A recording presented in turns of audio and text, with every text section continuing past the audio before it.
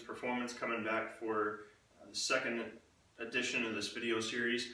So in the first video we talked about mobility, about getting certain joints and certain parts of the body, just kind of working through the range of motion, opened up and loosened up, getting ready for our training or for our performance. Next we're going to move into the activation, which is focused on what we like to refer to as waking up the muscles that either we really need for our performance, or muscles that may have the tendency to switch off, especially after extended periods of time or extended periods of inactivity. So if you remember mobility, we worked from the ground up. We touched on the ankles, the hips, the back, low back, shoulders, etc. We can follow a similar pattern for the activation.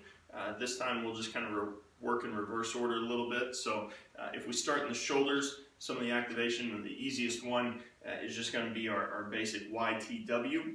Okay, and you can do that from a standing position.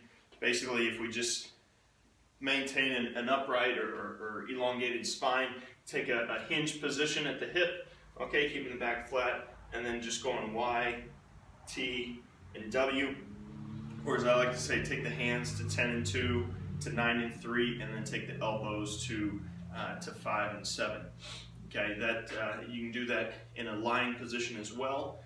Or if you're a bit more advanced, you might care to do that with maybe some light weights, 2.5, 3, 5 pound weights, maybe upwards of 8 pounds, depending on your strength and your ability. Then from there, you move into the stability activation. Okay, real simple one is just a shoulder tap. So taking a push-up position and just tapping the opposite shoulder, making sure that you're staying square. Okay, not a lot of twisting and turning, minimize that, make sure that everything from the ribs down to the thigh are nice and tight, and then just control that movement. Okay, another option might be an up-down plank or high-low plank.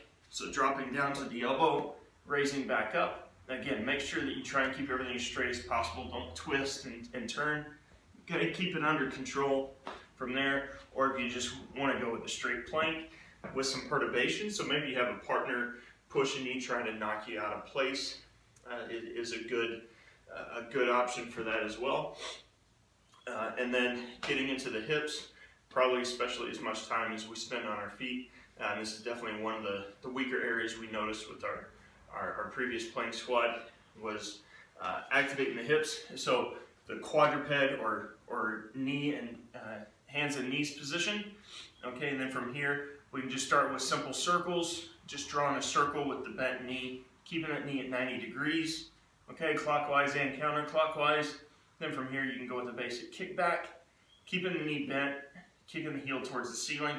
Real important here to make sure that we don't arch the back, okay, keep everything drawn in tight, keep it stable. And then the last one is just a simple side raise, or fire hydrant as some people call them. Keeping the knee bent, just raising the leg out to the side.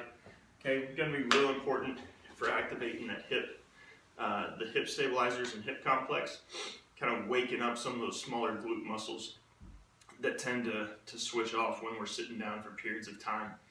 Okay, and then some other ones that you can do, kind of getting a little more advanced, going into drop squats.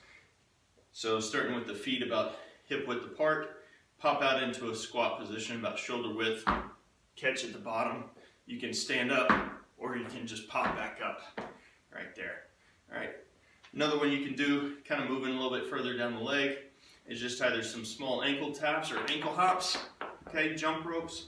If you want to go single leg, okay, a little more advanced there. If you want to go side to side, again, doing these with a little bit more speed is not only going to help activate the muscles, but it's also going to kind of switch on central nervous system and get it prepped, because we don't want to be going into the game moving slow. We want to move quick and explosive.